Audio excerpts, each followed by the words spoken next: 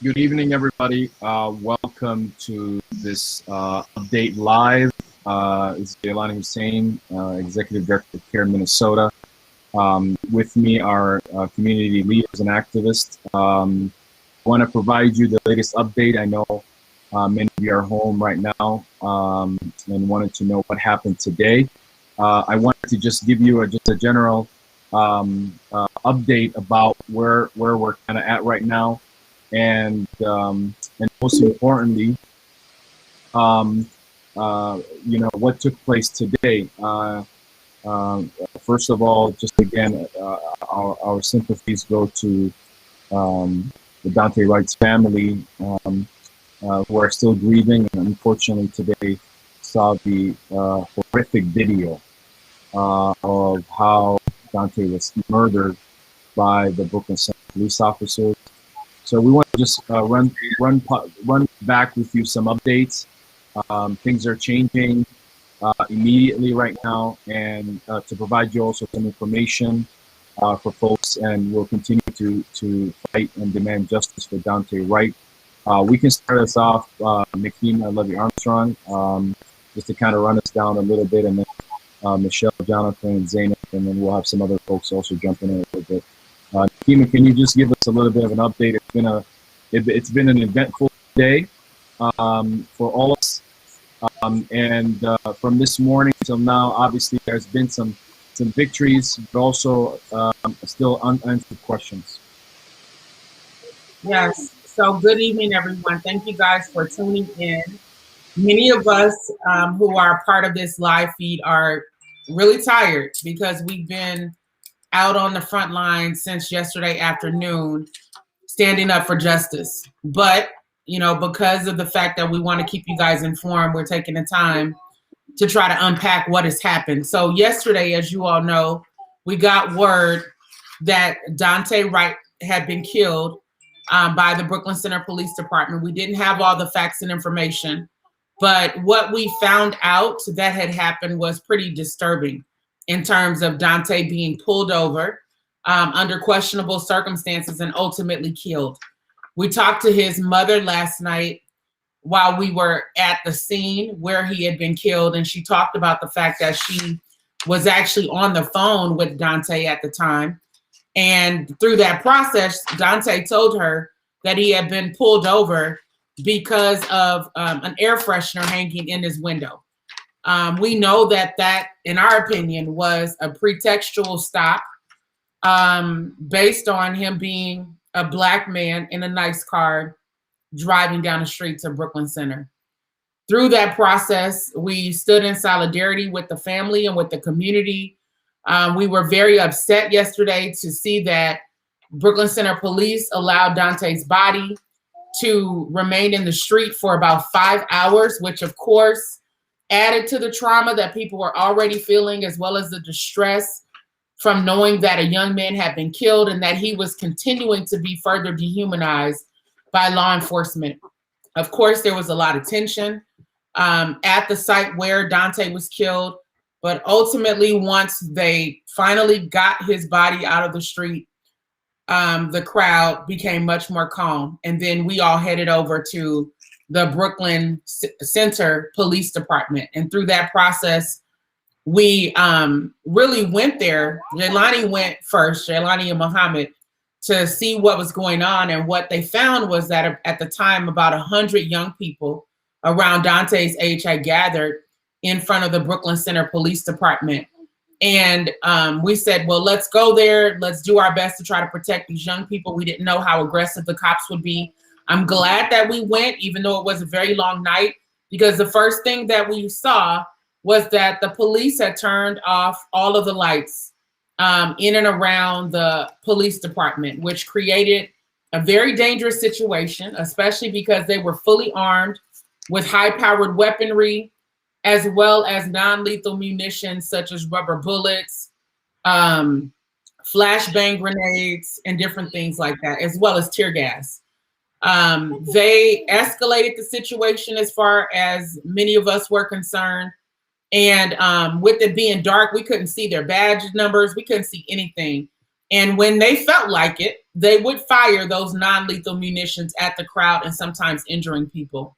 So through that process, we had a bunch of organizers on the ground, some of whom were in contact with the mayor's office, such as Jaylani and Eli Darris. And they set up a meeting for this morning at 10 a.m.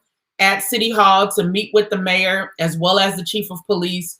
We also met with the city manager, who we found out actually had authority over the police department, and other leaders within Brooklyn Center government. And so through that process of meeting with them, we got to ask questions.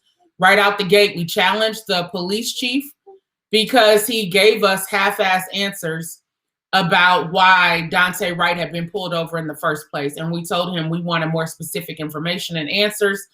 Ultimately, through that process of pressuring him, we found out that Daunte allegedly had been pulled over for expired tabs, and we don't even know if that's true. And then he claimed that the officers noticed that he had an air freshener on his mirror, which was just absolutely ludicrous in the midst of a pandemic that they would be focused on that. We also got word that they were planning to release body camera footage, and that body camera footage would show that the officer supposedly mistook her taser, her gun for a taser. I was not born yesterday. I do not believe that that was the case. We later found out this woman has been on the force for 25 or 26 years. There is absolutely no way that she mistook her gun for a taser from my perspective. I do believe that Daunte Wright died because he was a young Black man, and we're in a racially hostile environment. That's just what it is from my perspective. It's really sad. It is trauma on top of trauma on top of trauma. And it shouldn't have to happen this way. It's for me as a mom, I'm triggered knowing that my son is 16 years old, almost 17, that he reminds me of Daunte when I look at his picture. It's overwhelming to know that our children can be annihilated because of the color of their skin and the kind of environment that we're in Minnesota, which is the Jim Crow North. And of course, all of this is happening with the backdrop of this murder trial of Derek Chauvin for lynching a Black man, George Floyd, in broad daylight on May 25th of 2020. So I'm going to end the story there and ask someone else to pick it up from the point where we are at City Hall and advocating, and we make the decision to hold a counter press conference following the city's press conference. So if anyone from our group would pick it up from there, that would be great. Thank you, Nikema. I guess I can take a stab at it a little bit. So as Nikema was mentioning, one of the things that took place today was that, and even last night, was that the mayor really tried to respond to the demands that we had. Unfortunately, by the charter of the city, he had not the ability to act alone, and one of the demands was to the mayor to de-escalate. And unfortunately, they did not de-escalate, and they made a decision to escalate and put a lot of people in threat. And so one of the things that today happened was an emergency meeting that the mayor had with city council. And when we had the press conference, we made very clear a couple of clear demands. Number one, to fire the city manager, who by charter of the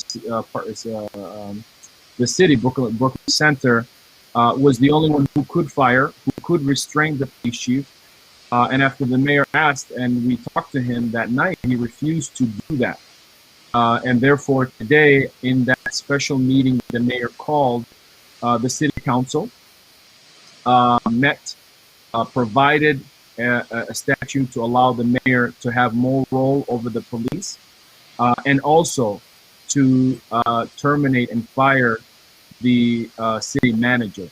and now in the process of firing, we believe to be the police chief, as well as the officer, and hopefully tomorrow that the officer would be charged for murder. And so in this difficult time, and with so much yet to come out from this incident, we are glad that the mayor and the city council today at least responded to the demands, which were made immediately today by the community leaders that you're hearing from and others, and immediately responded by firing the city manager, who really refused to fire the police chief. Even the mayor has asked multiple times. And so we appreciate the Mayor Elliott, Mike Elliott, as well as the city council. And unfortunately, the vote was 4-1 in favor of firing the city manager. The only vote that did not support this was the only white male person on the city council. And this is unfortunately, but the reality of what that decision was. But it was a decision that I think was warranted of the demands that were made by peaceful protesters the night before, and obviously during that night. So I want to invite now maybe Michelle to talk a little bit about that, and then hopefully Tashir and others can weigh in. Definitely. Thank you, Jelani. I want to talk a little bit. There are some questions and some statements in the chat area about the difference between a gun and a taser and what that looks like and how it feels.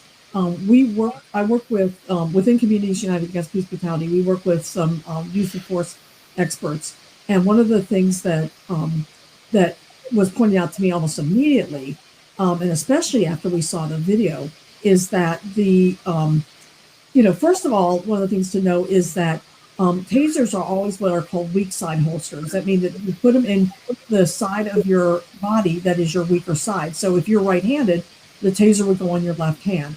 And they always holster it with the handle forward. That way they cannot mistake it for their service weapon.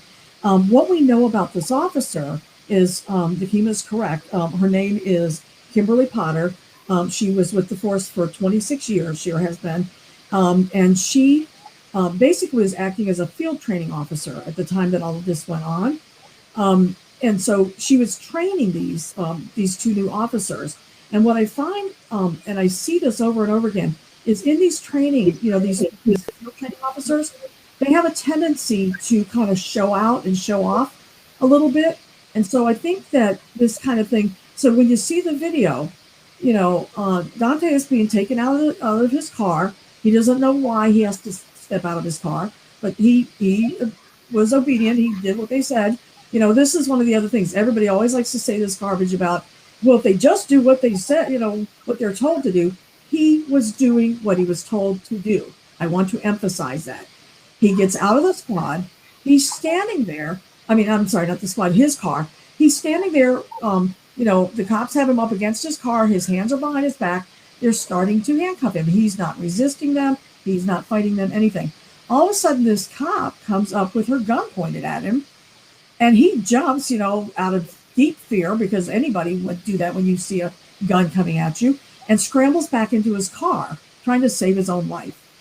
And the cop starts screaming out, "Taser, taser, taser," which is what they're supposed to do when they're about to use a taser, because if an officer is holding the person while they're using the taser, the officer will also get tased, and it might cause them to go down or whatever. So they're not supposed to touch. They all take their hands off. So the person says, "Taser, taser, taser." They take their hands away.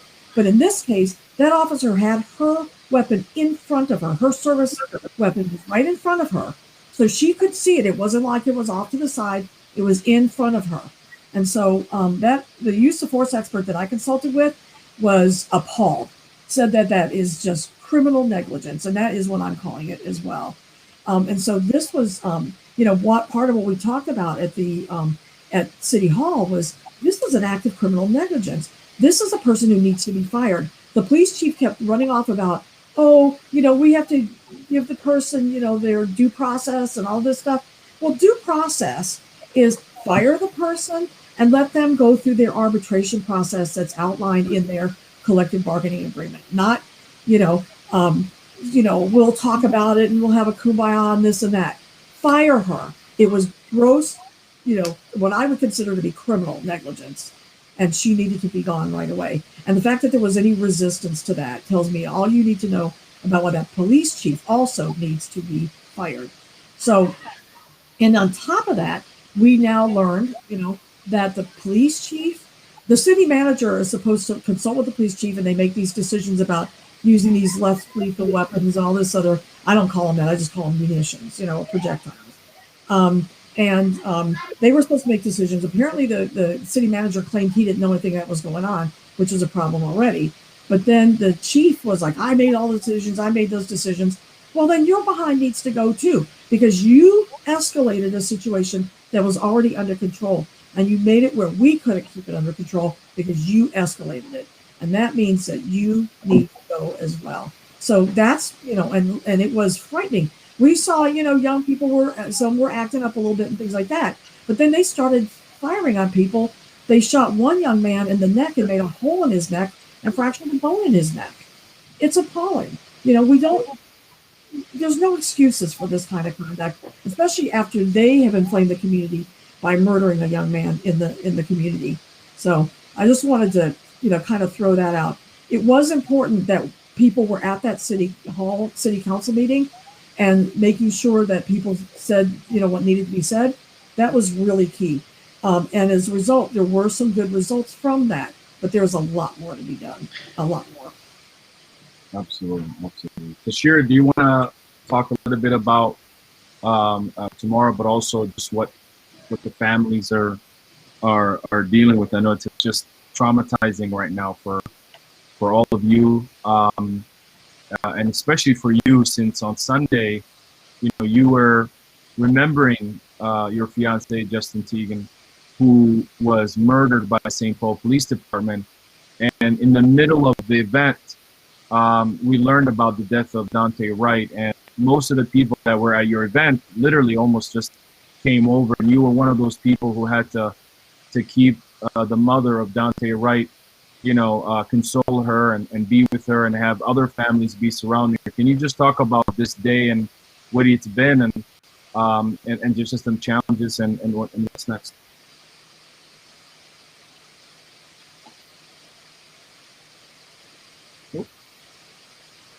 I think you're muted, Tashira.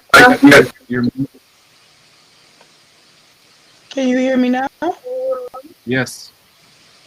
So, it's a feeling in my heart that I really can't describe. The young man, Daunte, he favors my son. And I have a 15-year-old son that's only a couple years younger than him that I'm trying to put through driver's ed. And I heard that Daunte had just gotten his car shortly before this incident and started driving. It is so hurtful to have an event for Justin yesterday and know that he was murdered because of a traffic stop that he had. I knew in my heart that I could not continue my event yesterday.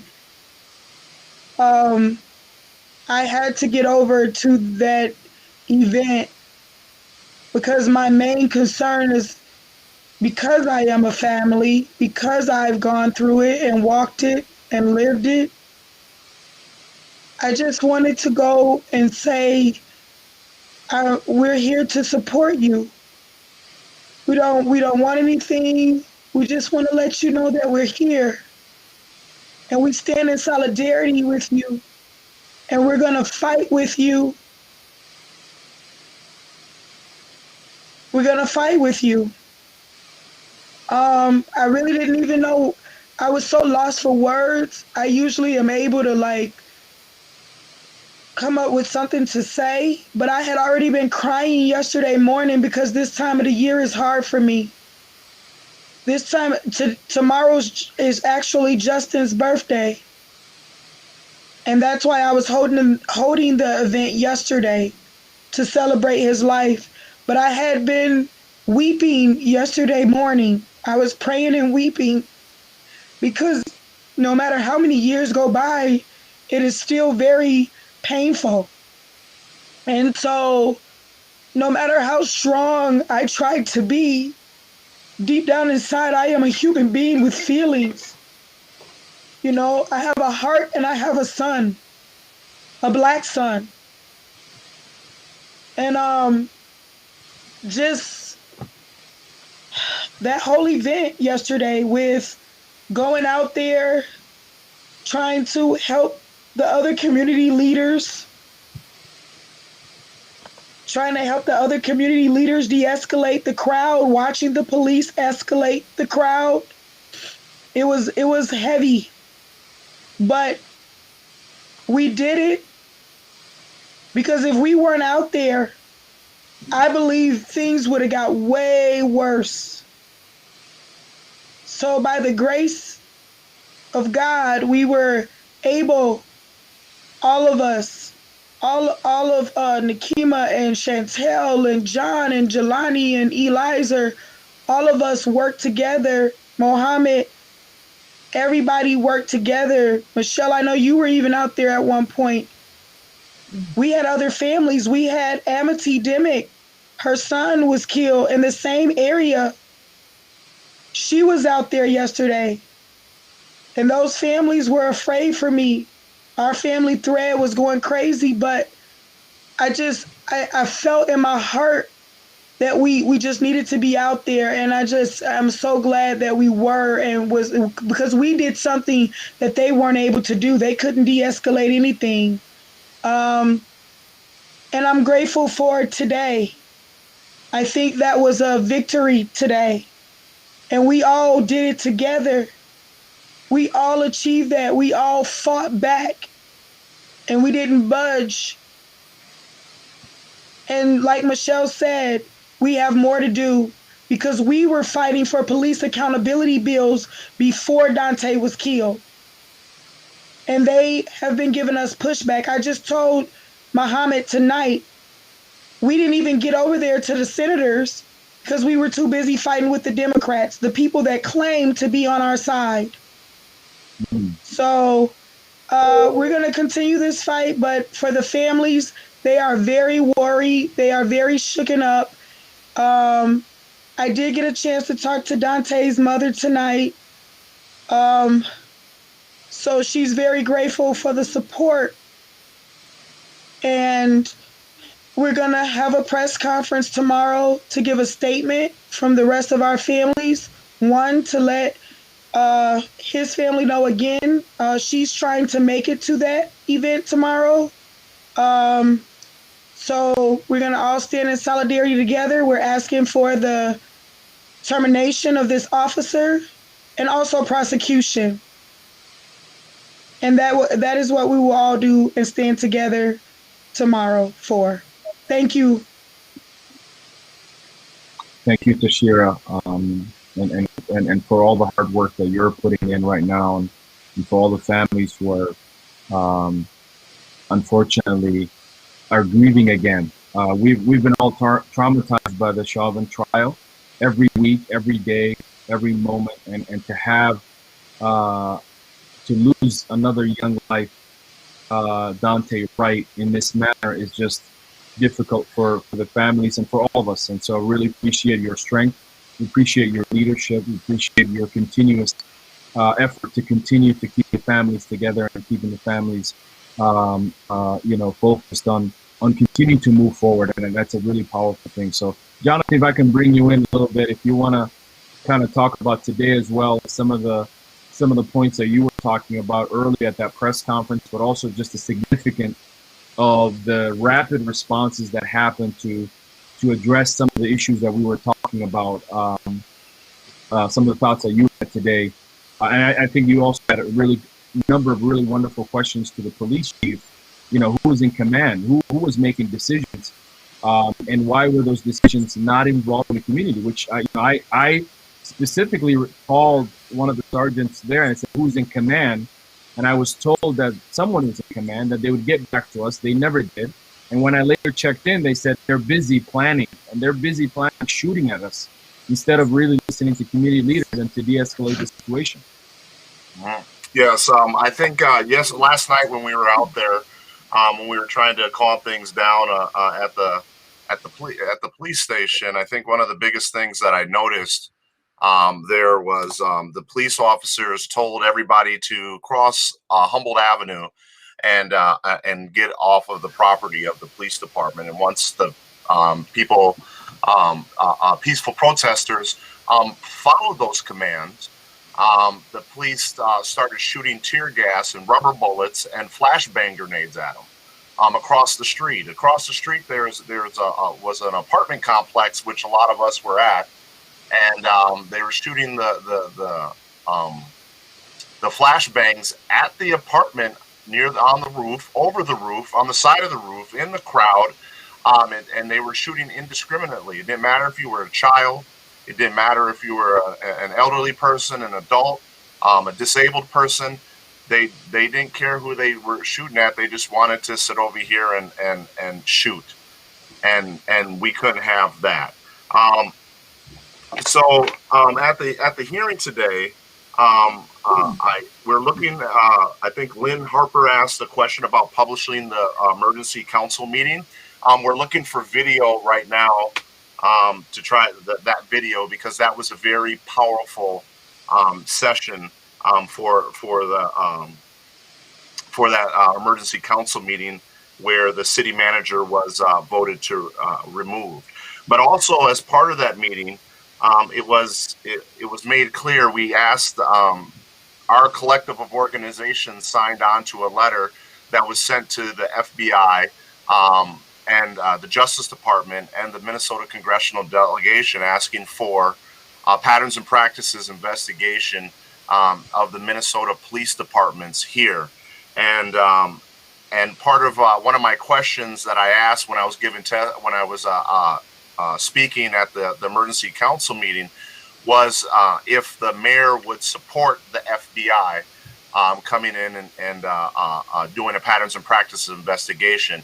And he said absolutely, on the record, that yes, he does support it. And there just happened to be 3 U.S. Department of Justice members in that audience. So we're hoping that gets passed. I will talk a little bit about the bills because that's also important. I think that John Maxton asked about a change agent, or what can we do to do the change. First of all, it's never too late to try to institute some change. But I want to point out that last week on Friday, that a measure came before the Minnesota Senate about removing and getting rid of police officers who supported white supremacy, and that was shot down by the Minnesota Senate on a party line vote. And we ask ourselves, why are we in the situation that we're in today, and why do we continue to be in these situations? I think the Senate kind of mirrors why we're in that place. Is because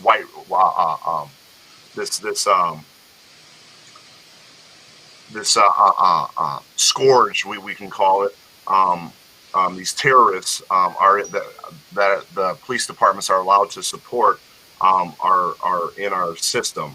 About the bills, this Wednesday on the 14th at 1 o'clock, we will be hearing 2 of our bills in the Judiciary Committee, ending qualified immunity and making body camera footage available within 48 hours. And we expect it to be a lively bunch, because the Minnesota, it's unfortunate that, when the Minnesota legislature wants to speak up, it usually has to be, you would think that they would speak up and be out on the front lines after George Floyd, even after Philando Castile. But now, after Daunte Wright, now they want to try to do something that they should have did long before Justin Tigan was killed in 2009. So I believe Jelani put up the bills that we have moving forward. This Wednesday, I expect it to be a big hearing with a lot of emotion, a lot of passion, and people are going to see their true colors. the police. There's 3 police officers, our former police officers on these committees, and they will be testifying as well. They don't care about the Constitution when we make our arguments. They don't care about the people. They only care about the blue line, as if there's 2 different. We live in 2 different countries, and in essence, we kind of do live in 2 different countries, and it's time for us to correct that. Jelani, if you could put that page back up, so we can give people a way that they could go someplace they can go to support our work and the legislation. These are the bills that we have moving forward. Do you have the text?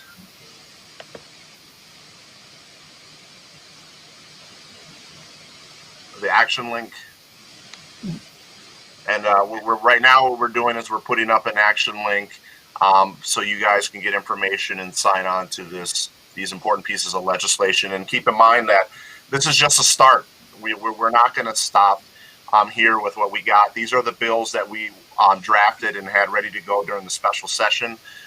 We have another list of bills that we're going to be pushing during the next special session. But this is where we're at today, and it is our hope that we can get more supporters of these important pieces of legislation, and that we can work with the change makers in our elected office to get this important work done. And then we also look forward to the patterns and practices investigations if the FBI chooses to take that up and do that work, so we can help fix this system. Thanks, Jonathan. And I want to take a second just to remind folks the action alert is there. A lot of people are upset, angry. Many people immediately rush to sharing their frustration on social media. And I think that's appropriate.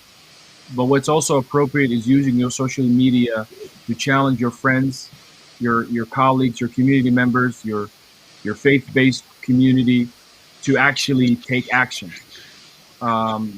We can take action. We can hold police accountable.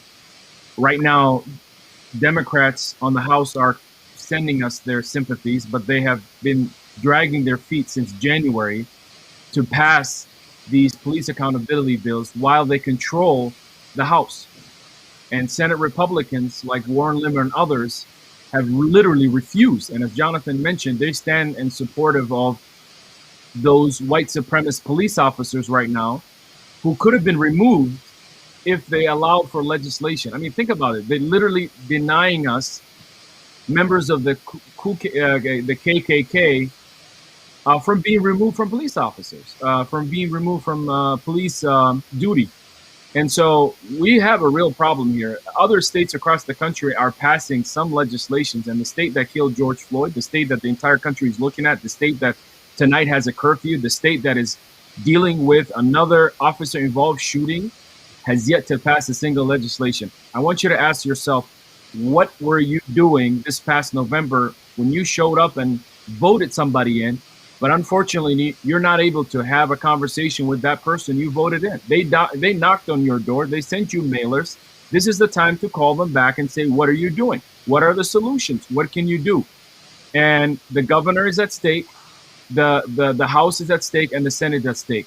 It's up to the state of Minnesota and the people here who are writing Facebook messages, including political leaders who have refused to even meet with us and have given us an extremely difficult time, and now are talking about now it's time to pass meaningful legislation, while we have been talking to them this past summer about it, while we have been talking to them just recently, just last week before Daunte was killed. So I'm asking all of you to continue to make Facebook posts about these bills, about these solutions, as you do about the sympathies and your frustrations about what is going on. That's what you can do. Share that with others and take that. And I want to bring now Zainab, who, to be honest with you, Zainab, today when you spoke at the city council, that was a really powerful way of laying it in front of them. And the way you just identified the whiteness of that city council member who unfortunately could not see that. But the way you explained to him was just very powerful. I really appreciate that. Can you just, I guess, share with us some of your thoughts today. Oh, I got to mute you. Okay. Go ahead. Okay, thank you so much. There's a lot that happened today. There's a lot that happened last night. There's a lot that's happening all around us. But I think today was a telling tale of the leadership in the city and the lack of it, and almost like the privilege that the council members who are a part of the council were. And I couldn't. I sat there and I watched you, Jaylani, speak, and Nakima speak, and Jonathan speak, and everyone speak, and I was so baffled at the fact that these council members who are elected by the people had the audacity to just come up and vote no to everything we've asked for, and not consider not only what the community had asked for, not what Daunte's family is going through, but rather they were protecting their relationship with the city manager because he had been there for over 20 years. And I think what we've been seeing in these with these people who are in positions of power is they're there for so long, they get comfortable, they forget who they're serving, and they forget what their job is. And so for me, I pointed out a lot on the whiteness that was and how the white people that were on the council voted. One of them, like Jaylani said earlier, ended up taking her vote back. The male council member did not, and it shows who he would rather be aligned with, and what he truly cares about.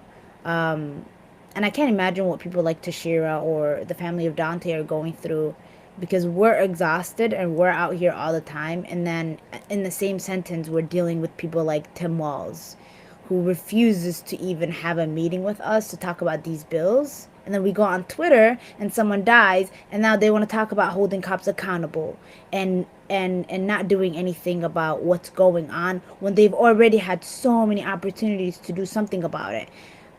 So all we're seeing is when someone dies, it's so easy to politicize it for your own political gain, and not when you've had the chance to make sure that this couldn't have, you could have prevented this. But yeah, today was hard. It was a lot, but I think the one thing we did accomplish was getting rid of the city manager, which is a first step. And hopefully we're able to get rid of the chief, who is incredibly disrespectful, and to us, to the community, I would say to the family, and who's unaware of his actions. He's been there for over 20 years. It's time for him to go. So yeah.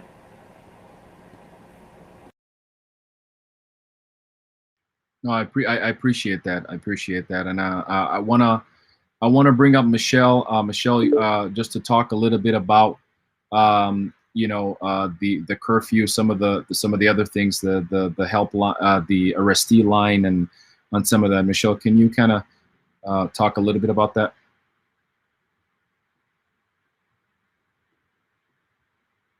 Nope, I think you're still muted.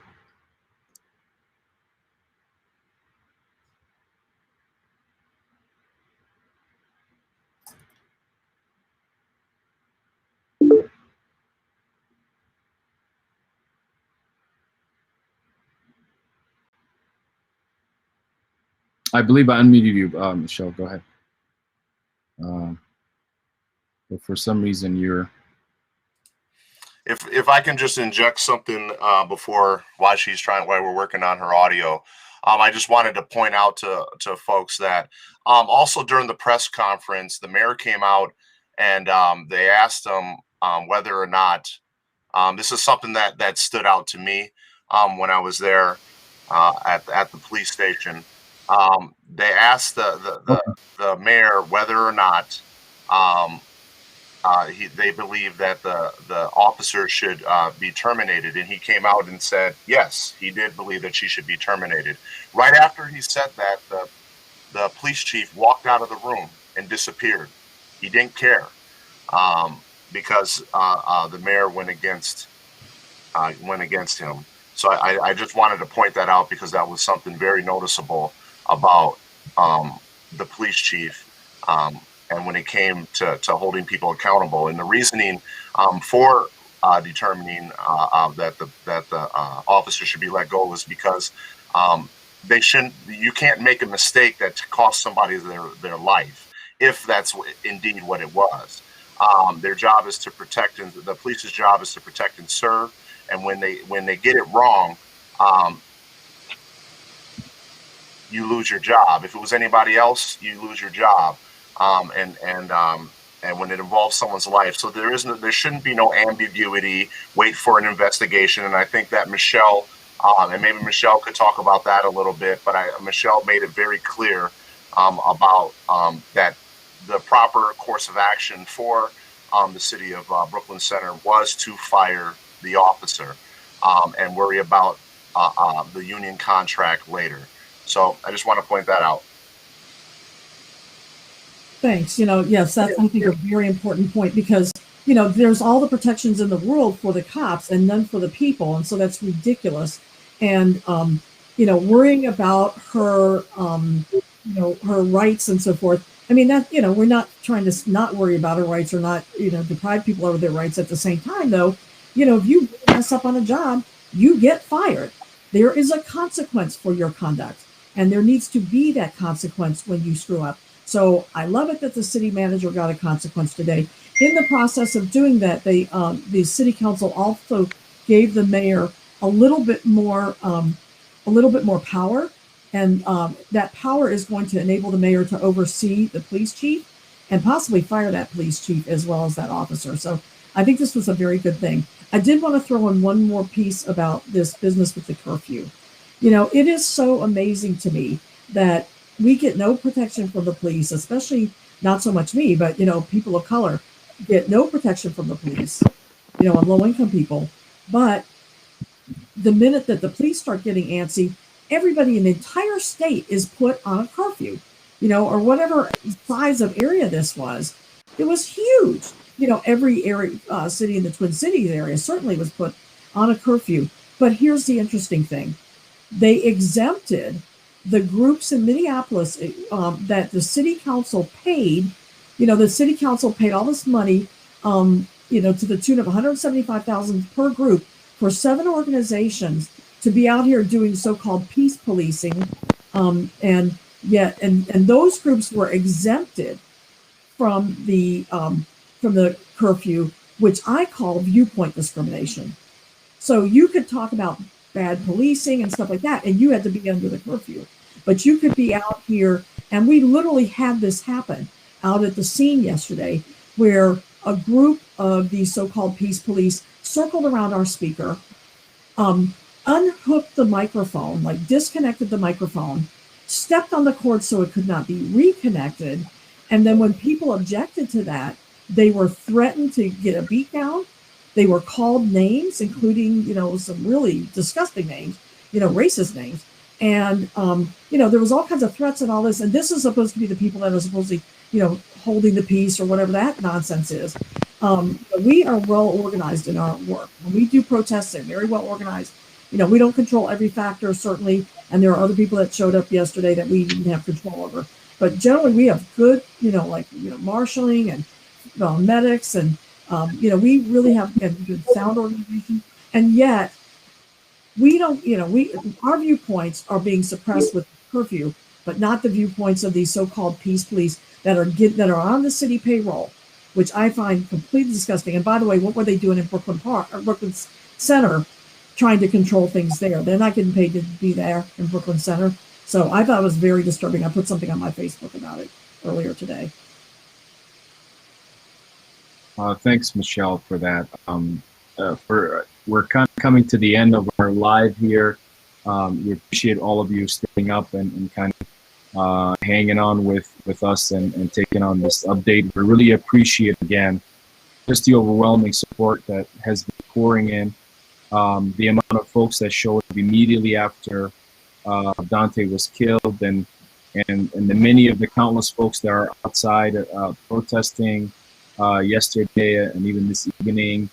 We're going to continue to do that. So I wanted to allow folks to kind of jump in a little bit and wrap us up as we kind of close. So, team, if you have any last points or just kind of reminders as we close up for this live session.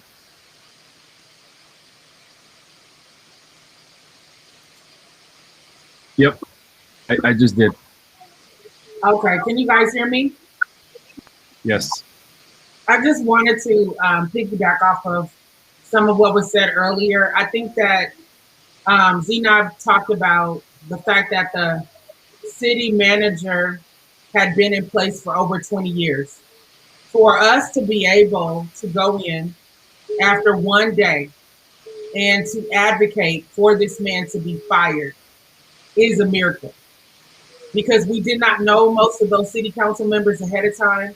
I don't think I had ever had a conversation with the mayor before yesterday. And so for us to be able to apply that pressure, that speaks to the advocacy that we've been doing in Minneapolis and around the Twin Cities for many, many years. Because we went in, we knew what to look for. When the police chief was giving BS responses, we were able to call him on it. We were able to bogart our way into the press conference when they tried. Oh, I'm sorry, I won't say. When they tried to deny us access to the press conference, we essentially forced our way in, and we advocated for the police chief to be fired and all of these other things. It wouldn't have happened if we hadn't been applying pressure all these years in the Twin Cities and across the state. So I just want to lift up the work of all the activists, the family members, everybody who's been applying pressure, all of you guys standing in solidarity, who've made phone calls to the city of Brooklyn Center. All of those things make a difference in terms of being able to demand change and getting results. Now ultimately, we hope to get to the place where we don't have to do this, because they're not killing people, but we're not there yet. So that means we need all hands on deck. Even when we're tired, we got to dig deep and find a way to press forward so that we can help save lives in the process. So I just want to say kudos to everybody for standing strong and continuing to press forward, and for us to see results in one day. It is amazing. That's amazing. And if we can get that here, that emergency hearing from it's my understanding that King Demetrius with Listen Media, he was there, he recorded it, and I think it would be very insightful, and it was a lot of passion poured out of that hearing, and I think it would be definitely a good view for our members watching our video. So as we try to figure out how to get that out on our social streams, check us out and look for that video.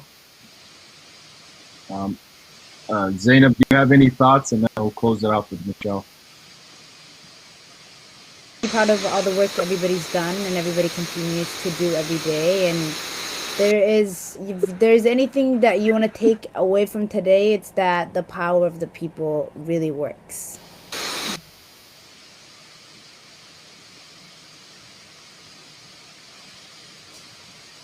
I completely agree with that. I love that what was said today and what happened today. You know, so many times we go in and we say, fire this person or fire that person, and it doesn't happen. And today we sat there and we watched it happen. It was crazy. So I'm feeling like the power of the people too. And now I'm feeling the power of the people to get our bills across the finish line. So we need you all to take that action, because they, you know, now they really need to feel the heat. These bills are, you know, while they're not going to cure the problem, they're going to go a substantial way toward ending police brutality. So we really, really need you to take the action that was posted up. You know, please click that link. It's a simple thing. You fill out, you know, your name and your address. It'll look up your legislators for you and send a message. So couldn't be easier to take that action. And we need these bills to get across the finish line. So y'all, thank you so much for your efforts. And we really appreciate, you know, being able to stand with you. Absolutely, absolutely. Again, thank you all. I know it's late. I hope everybody can make it home safely, and for those still outside, I hope you're safe. Again, I want to put up the arrestee hotline if you're in, for that, for folks who are interested in that. And I want to appreciate all of you, Nikima, Michelle, Jonathan, Zainab, and Tashira. I know Muhammad is in the backstage helping us out. So we appreciate all of you. Stay tuned for more information as we come forward. As we always end, power to the people. Power to the people.